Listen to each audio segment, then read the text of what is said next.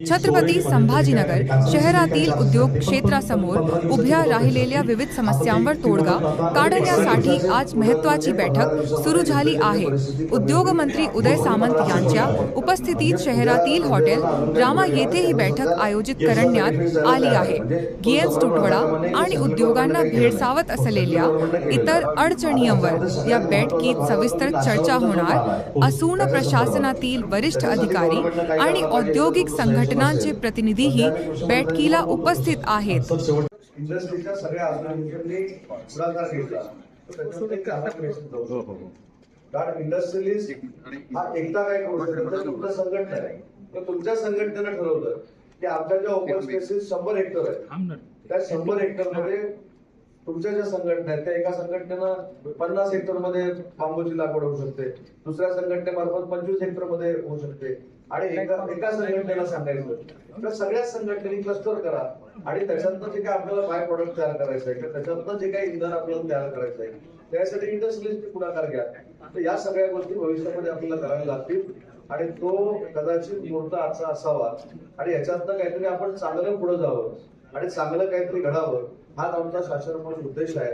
त्याच्यामुळं आपल्या सगळ्यांना विनंती करतो की जे काही आपल्याला संकट आल्यासारखं वाटतंय त्या संकटातनं बाहेर काढण्यासाठी महाराष्ट्र शासन 100 नाही 10,000% तुमच्या सोबत आहे, केंद्र सरकार तुमच्या सोबत आहे आणि जो काय आज काय जो मी अहवाल घेतलाय तुमच्याकडनं तो अहवाल तसा मी उद्या विधिमंडळाच्या अधिवेशनाला मुख्यमंत्री मोदयांना भेटून त्यांच्याकडे देईन, शिंदे साहेबांकडे देईन आणि त्यांना देखील विनंती करेल की शासनानं जर आपण पुढाकार घेतला तर या गोष्टी होऊ शकतात आणि सेंट्रल गव्हर्नमेंटनं जर पुढाकार घेतला तर या गोष्टी होऊ शकतात आणि आपल्या इंडस्ट्रियलिस्टला रिलीफ मिळू शकतो। अशा पद्धतीचा अहवाल नक्की माझ्याकडनं राज्य सरकारकडे दिला जाईल। शॉर्ट नोटीसवर आपण सगळे जमला त्याबद्दल आपल्या सगळ्यांचे मनपूर्वक आभार मानतो। सगळ्यांनाच कदाचित बोलता आलं नसेल परंतु ज्या काही प्रमुख लोकांनी तुमच्या अडीअडचणी मांडल्या त्या सगळ्यांच्या अडीअडचणी आहेत, बरोबर आहे ना? त्याच्यामुळे तुमच्या अडीअडचणी सोडवणं ही शासनाची आमची जबाबदारी आहे आणि त्या आम्ही नक्की सोडू हा राज्याचा उद्योग मंत्री म्हणून मी आपल्याला शब्द देतो। भविष्यामध्ये आपल्यावर कुठच्याही इंधनाच्या बाबतीमध्ये संकट येणार नाही यासाठी महाराष्ट्र गव्हर्नमेंटला ज्या ज्या काही पॉलिसीज करायच्या आहेत त्या देखील आम्ही पुढाकार घेऊन पॉलिसीज करू हा देखील शब्द देतो आणि माझं मनोगत संपवतो। जय हिंद, जय महाराष्ट्र। लेंदी आहेत फर्नेसेस चालू करण्याच्या आणि बंद करण्याच्या आणि तो कॉस्टली अफेअर पण आहे। ह्या सगळ्या कंपन्यांचा जर ब्लॉक झाला, सप्लाय ब्लॉक झाला याच्यासाठी इमिजिएटली काही सोल्युशन किंवा रिलीफ याच्यासाठी सरकार देणार आहे। मी उद्या आयुक्तांना, जिल्हाधिकाऱ्यांना, सीपी साहेबांना आणि जे गॅसचे अधिकारी आहेत त्याला देखील या संदर्भामध्ये बैठक घेण्याच्या सूचना केलेल्या आहेत। उद्या त्याच्यामध्ये बैठक होईल आणि कमीत कमी त्रास या सगळ्या युद्धजन्य परिस्थितीचा आपल्या छत्रपती संभाजीनगर मधल्या किंवा मराठवाड्यातल्या इंडस्ट्रीला होईल अशा पद्धतीने कार्यवाही करावी अशा सूचना केल्या। मी सुरुवातीलाच सांगितलं ना, मी सुरुवातीलाच सांगितलं की या संदर्भामध्ये राज्याचा उद्योग मंत्री म्हणून केंद्रीय मंत्री मोदी साहेबांना देखील भेटायची वेळ आली तर इथल्या परिसरातल्या उद्योजकांना घेऊन मी केंद्र शासनामध्ये त्यांची भेट घेईन। उद्या मुख्यमंत्री महोदयांना केंद्र शासनाकडनं उद्योजकांच्या काय अपेक्षा आहेत हा अहवाल मी सादर करेन। पूर्ण शासन उद्योजकांच्या सोबत महाराष्ट्रातले आहे हे 100% सत्य हे सगळ्याच इंडस्ट्रीच्या बाबतीमध्ये हा फक्त ज्या ज्या ठिकाणी गॅस लागतो आणि गॅसच्या वर ती इंडस्ट्री चालते त्या सगळ्या इंडस्ट्रीच्या बाबतीमध्ये आम्ही सकारात्मक। सर, बीसीसीचा विषय आपण केला होता बोलताना तर किती उद्योगांकडे ऍडिशनल लँड आहे आणि आपण त्यांच्याकडनं नोटिसेस काढलेल्या आहेत त्यांच्यासाठी राज्यभरामध्ये भरपूर लँडवर ह्या नोटिसेस दिलेल्या आहेत आणि त्याची आकडेवारी देखील मी तुम्हाला नंतर पाहिजे जाताना देतो। पण ज्यांनी वापर केलेल्या जागा नाहीत त्यांच्या वापर नसलेल्या जागा काढून घ्यायचा निर्णय हा 1 वर्षापूर्वी झालेला आहे आणि अख्ख्या महाराष्ट्रामध्ये ही मोहीम सुरू आहे। आणि बीसीसीचा जो विषय आहे त्या बीसीसीच्या विषयामध्ये मी असं सांगितलं की या परिस्थितीचा फायदा घेऊन बीसीसी 20% आणावी किंवा 10% आणावी हे करणं योग्य नाही। करोनाच्या बाबतीमध्ये विशेष बाब म्हणून जे काय आम्ही निर्णय घेतले तशा पद्धतीचा निर्णय ह्या 2-3 महिन्यांसाठी आम्ही नक्की कर्ज सवलतीच्या बाबतीमध्ये देखील बँकांच्या संदर्भामध्ये बँकांच्या चेअरमन बरोबर आणि एमडी बरोबर माननीय मुख्यमंत्री मोदी यांनी बैठक करावी अशी मी विनंती मुख्यमंत्र्यांना करणार। सर, ज्या कंपन्यांचा ऍडिशनल लँड आहे जसं आपण आता बोललो त्या कंपन्यांचे जर फ्युचर एक्सपान्शन प्लॅन्स असतील तर त्यांनी याविषयी काय सोल्युशन एकदा असं आहे, एखाद्या कंपनीचा किंवा इंडस्ट्रीजचा फ्युचर प्लॅन असेल त्यांना 25 वर्षामध्ये पण करायला पाहिजे होता. ज्याची जागा 10 वर्ष 12 वर्ष 15 वर्ष काही न करता पडलेली आहे त्यांना आम्ही नोटीस दिलेली आहे आणि जे एक्सपान्शन करणार आहेत त्यांना कधी आम्ही अडचण केलेली नाही.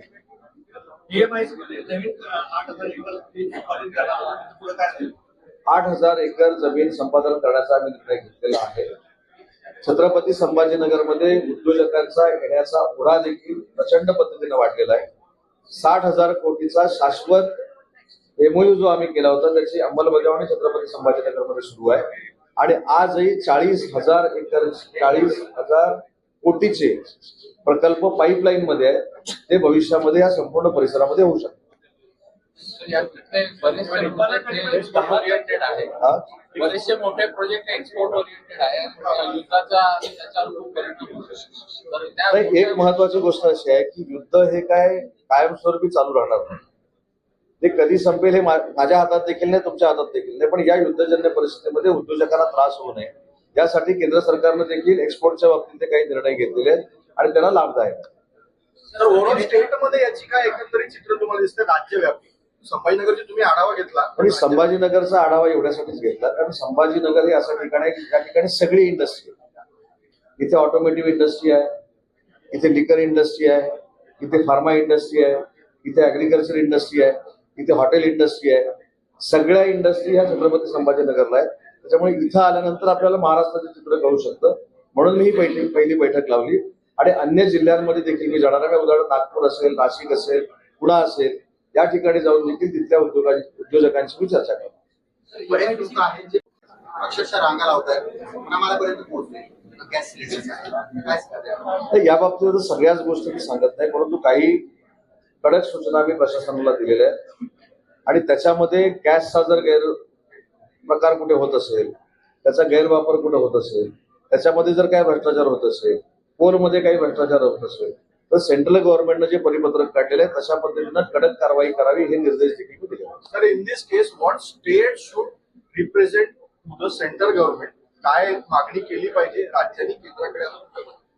आता सांगितलं ना, आता बघा मगासपासून मी हेच सांगितलं की एक्सपोर्टचा विषय आहे त्याच्यामध्ये रिलीफ मिळाला पाहिजे, बँकांचा विषय आहे त्याच्यामध्ये रिलीफ मिळाला पाहिजे, इंधनाच्या बाबतीमध्ये पर्यायी व्यवस्था केली पाहिजे. बरं, हे सगळं पर्यायी व्यवस्था करत असताना परमनंट देखील सोल्युशन निघालं पाहिजे या दृष्टीनं आम्ही केंद्र सरकारकडे मागणी केली. चलो, धन्यवाद.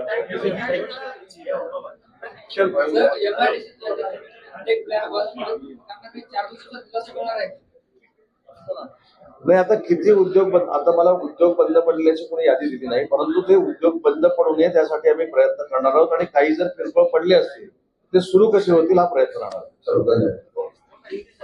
लेंदी आहेत फर्नेसेस चालू करण्याच्या आणि बंद करण्याच्या आणि तो कॉस्टली अफेअर पण आहे.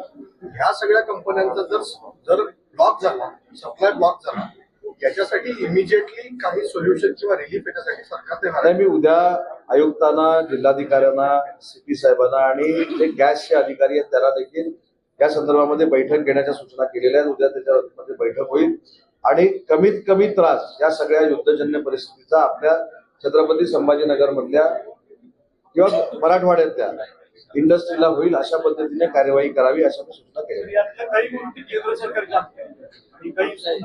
मी सुरुवातीलाच सांगितलं ना, मी सुरुवातीलाच सांगितलं की या संदर्भामध्ये राज्याचा उद्योग मंत्री म्हणून केंद्रीय मंत्री पुरी साहेबांना देखील भेटायची वेळ आली तर इथल्या परिसरातल्या उद्योजकांना घेऊन मी केंद्र शासनामध्ये त्यांची भेट घेईन. उद्या मुख्यमंत्री महोदयांना केंद्र शासनाकडनं उद्योजकांच्या काय अपेक्षा आहेत हा अहवाल मी सादर करेन.